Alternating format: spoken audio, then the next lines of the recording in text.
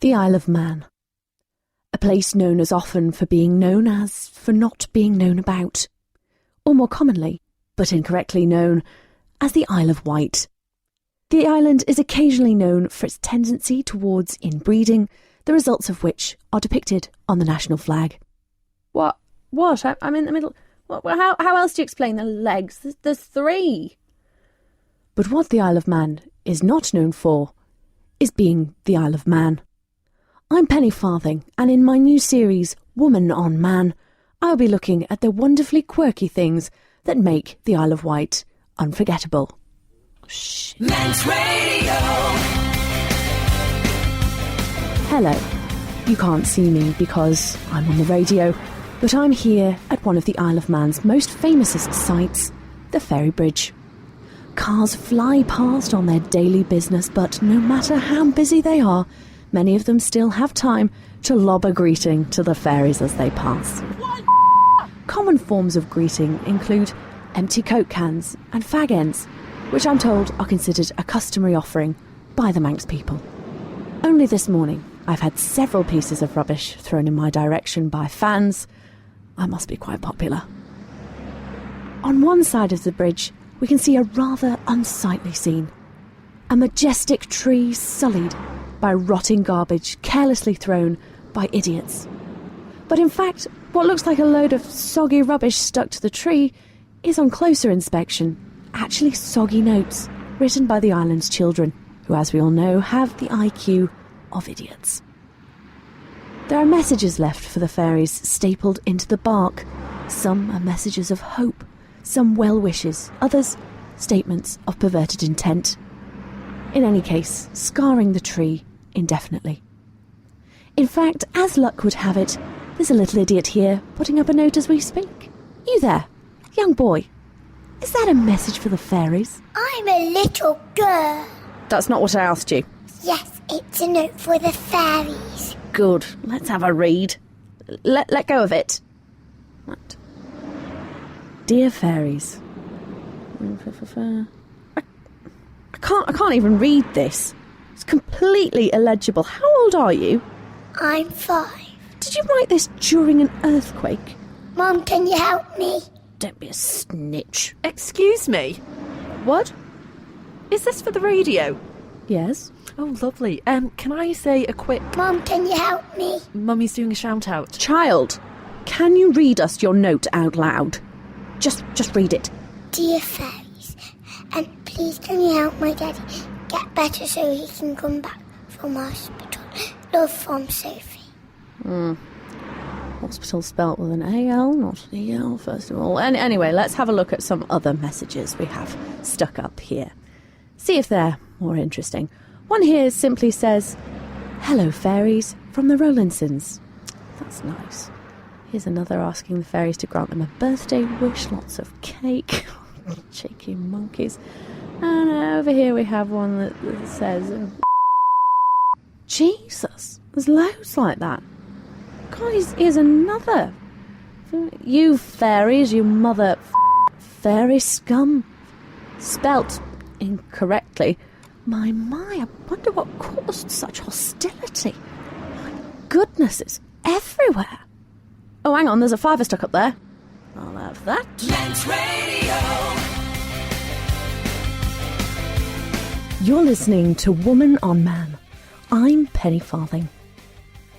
I'm in the studio to unravel the mysterious and very musty sweater that is the Ferry Bridge, with Ferry Bridge expert Janice Moon.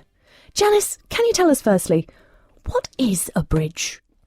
Well, a bridge is a structure carrying a road or a pathway across a river or another obstacle. Also a game, isn't it, that old people play? I believe that bridge is also a popular game, yes. And you mentioned that the traditional and presumably much larger form of bridges are typically used to cross over obstacles. What type of obstacles typically fall under a bridge? Well, it could be almost anything, a roadway or a ravine or even another bridge. Shut up, really? Well, yes. Right, interesting. And this ferry bridge, is it a traditional bridge in that sense? Or is it more of a card game? The Fairy Bridge is not a card game. It is a small bridge over the Santon Burn, and when you cross over it, it's common superstition to greet the fairies or Munja Vega. What is the Munja Veggies? Munja Vega. Munyan Baji. Munja Vega. Mumbai Jaggy. Munja Vega is Manx and means little people. Oh, right. Gosh, we call them midgets. Do midgets live under that bridge? No. Little people is another name for the fairies. So midgets don't live under the bridge? No. How do you know? I'm just assuming. What if there are midgets living under there, but we just can't hear them shouting for help because of all the people shouting hello at the fairies? I think we've got off onto a bit of a... They'd be like, please help, we're stuck under this bridge and can't get out. We've run out of food, and they'd be stifled by people yelling, Mumbai Jaggy, as they rev past in their cars. I am fairly certain that there are no midget people living or stuck under the bridge. Would you say you're very certain? I'm not sure. Just say it. Why? Well, it's funny for the show. Is it funny? I don't know. Just say it and we'll find out. I'm very certain. You're very certain of what? I'm very certain that there are no midgets living underneath the bridge. But how? Should I go on About what? about the fairies? Oh, yeah, you crack on, Jan. OK. Well, the tradition of saying hello to the fairies started as far back as the 1950s, and it is considered unlucky not to greet them. What do you mean, unlucky? Well, superstition says the fairies don't like it if you don't greet them. Bit high maintenance, isn't it? Possibly. What happens if you don't say hello? Well, it's been said that people have crashed, some have gone home to find their houses burgled, others suddenly got the chicken pox. The most sinister I heard was about a boy who got taken by the fairies for not saying hello. He went missing, then showed up 8 years later not knowing where he'd been, but feeling like he had just woken up from a long slumber. Jesus, are you joking? Like I said, these are all just superstitious tales. Well, that one turned into quite a thorough police investigation. And were any fairies arrested? No. Turned out the boy had moved to Yemen to escape an aggressive drug debt he'd built up. Actually, I think you might be right. I forgot to say hello to the fairies when I was there just before. Then I went to Tesco and dropped a load of change when I was just trying to pay, and it went everywhere, like underneath the food treadmill thing, you know, what you put the stuff on. So I had to go on my hands and knees to get it back because I had the exact change ready. I was only getting some Chewits and a Yop, and there was a massive queue of people behind me waiting, and they kept sighing loudly. I just looked like a right twat. Was that the fairies? I think that was just bad luck. Like what the fairies curse you with if you don't say hiya to them? You might be reading into it a bit too much. Is that why there's a load of abusive messages stuck up on the trees? Because people are annoyed with the fairies for giving them chicken pox? What abusive messages? There's a bunch at the bridge saying things like... One was just a picture of a pair of boobs with angry faces drawn on them, like proper angry. Well, I have never seen or responded to any messages like that. Responded to? Yes, I take the children's notes and write back to them. You do? Yes. Not the fairies? No. Why not? Do they not make pencils that small? No, it's not that. And what is it then, Jacob? Janice. Who's Janice? I'm Janice. Right. Anyway, I don't want to put a dark cloud over the whole thing. It's all just a bit of fun. Sorry, you think innocent people having their homes robbed is a bit of fun just because some spoiled fairies get miffed every time someone forgets to say hello to them? Imagine if we did that. Let's pretend right now. You be you, and I'll be me. Hello, Julie. It's Janice. Don't ruin it, Janice. Hello. Right, now, I'm going to say hello again, but this time you don't answer. You're too busy. Something important is distracting you, OK? OK, action. Hello, Janice. I'm going to rob your house. See, it just feels a little bit harsh to me. Maybe we shouldn't be encouraging children to say hello to the fairies. Let them know this behaviour will not stand. All this doesn't really matter, though. I think it does. It's about the message these traditions send, isn't it, Janet? There are no fairies. I beg your pardon? There are no fairies. That's why I respond to the letters. Children grow up so fast these days. I think it's important to keep little bits of magic alive as long as possible, along with our cultural traditions on the island, which the fairy bridge has been for over half a century now. So you robbed people's houses? No, Well, that's all for today's Woman on Man. Manx Radio. Cheers, Julian, you liar to Manx children. Tune in next week for next week's episode when I look at something else from the Isle of Wight Man and describe it to your side head sound absorbers. See ya!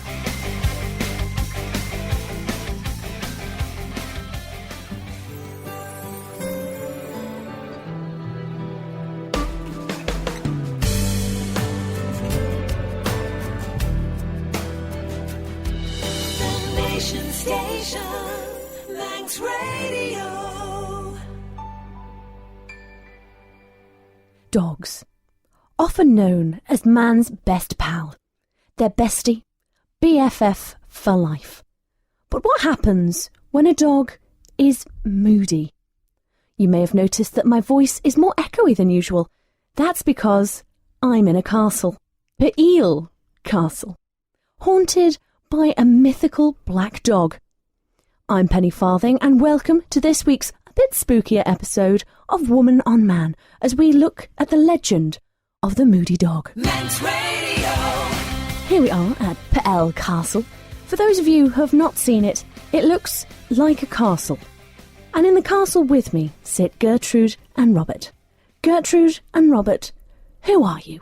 very well, thank you, Penny. No, who are you? I'm Robert Glass. This is Gertrude Strutt. We're the curators of Peel Castle. Robert, how long have you and Gert lived in Peel Castle? We don't. Would you say you're the king of the castle? No, I would not say that. Rob and I look after the castle as part of Manx National Heritage, dear. We don't live on site, though. And your dog? Why is it only man's best friend and not yours, Gertrude? That's just an expression. Gertrude, for those of you who can't tell, is a woman, not a man. Well, dear, when you say a canine is a man's best friend, you're not actually saying it's a specific man's best friend. We say it because dogs are traditionally loyal companions to all humans. Then, who is your best friend? Ooh, probably Robert here. Why is it so moody? Robert? No, the dog. The moody dog.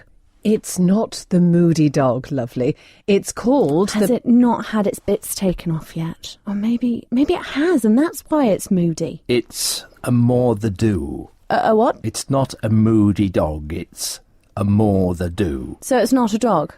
Did you actually do any research before coming here? Rob, we're on the radio. I know we're on the radio, Gertrude. I'm not saying shit or f***.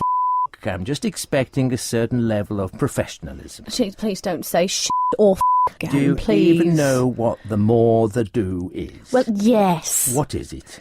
A hound That's right. of the Baskervilles. Are you joking? Is she joking? Written by Sherlock Holmes. How about I just tell you the story now? We better get a move on too. We'll have to lock up and drop the keys off soon. Now, you get settled, Penny. I shall, Gertrude. Back in the days of King Charles II and Charles, Earl of Derby, was King of Man, Peel Castle was protected by legions of soldiers. The guardroom was just inside the entrance of the castle. Each night, one of the guards had to lock the castle gate and take the key to the captain, but to do this, he had to go down a long, dark passage alone. The guards would take turns doing this, as it was such an unfavourable task. Do you need a hand, Penny? No, you're fine, Gertrude. I was just trying to open me crisps. Go on. In the evenings, once the gate was shut, the soldiers would gather by a fire in the guardroom to escape the dark gloom of the castle.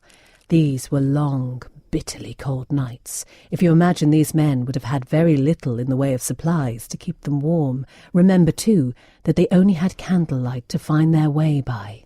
In the dead of night, Shadows could easily transform to play frightening tricks on one's mind.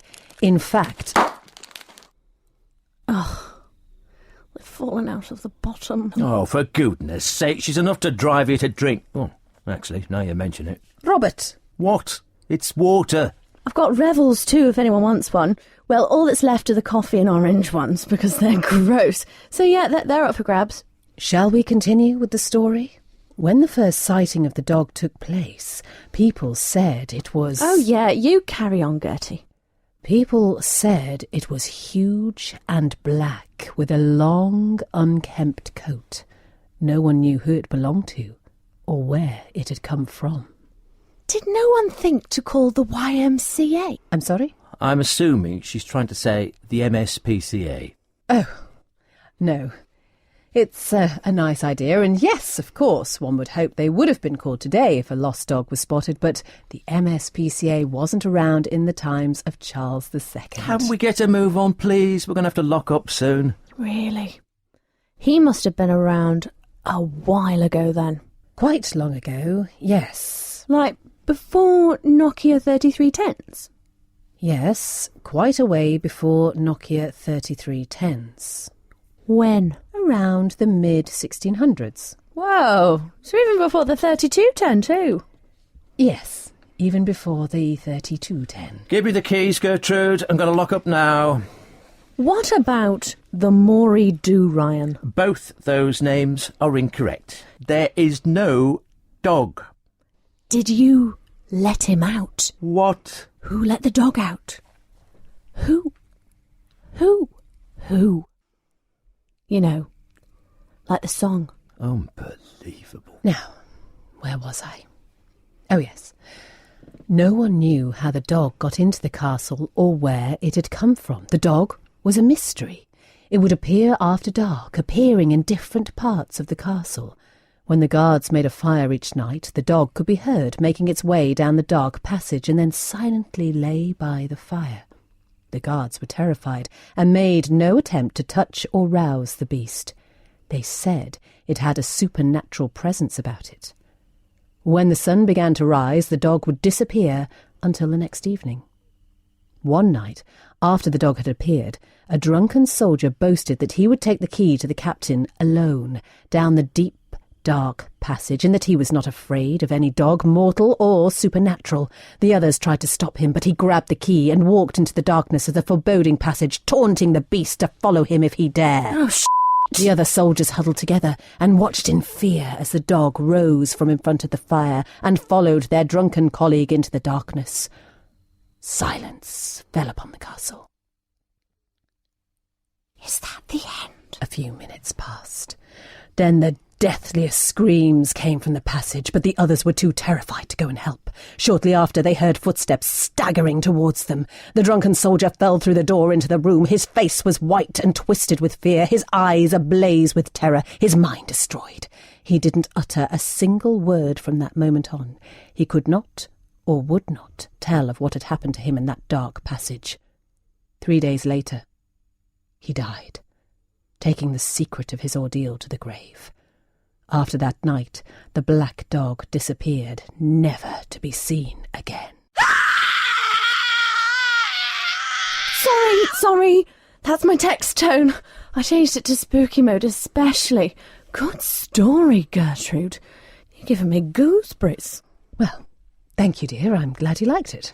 Has anyone seen it since? There are rumours and whisperings from people who have claimed to have seen the silhouette of a big dog. What if it's just perspective, though, and really it's just like a sausage dog? I don't think that's how perspective works. And what about the guard? He died in the castle. And no one knows what happened to him. It is a mystery to this day. Poor guy. Sounds like he was just having a bit of banter, wasn't he? I mean, we've all had a few too many one time or another. Not all of us. Well, anyway, it's a lot better than that other dog myth.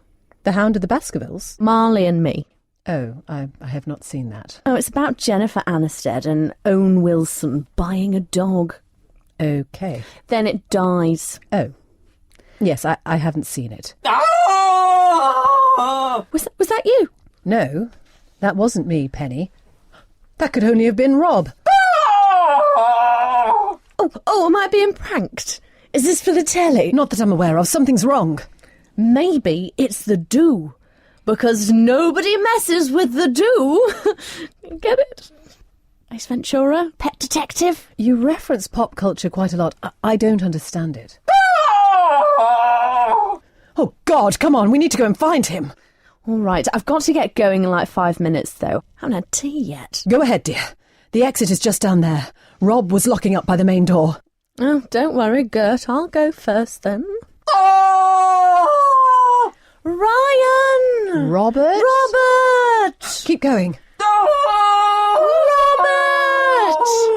Oh, my phone. I'll get the torch up, Gertrude.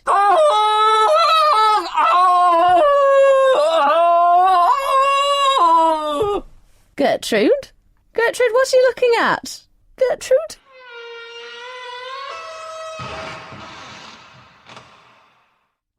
Ryan?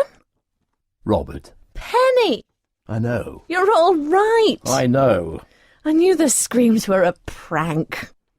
What screams? Yours. I wasn't screaming. Someone was. So you heard the screams? I see. The spirit of the drunken guard never left the castle. Very funny. Goodbye, Benny. Bye, Ryan. Wait, what? It's Robert, for goodness sake. What? It's right. Oh, it doesn't matter. It doesn't matter. There's the same number of syllables in it as your name, for Christ's sake, you infernal woman. So, do we have to go out another way? I don't understand what's going on, Gertrude.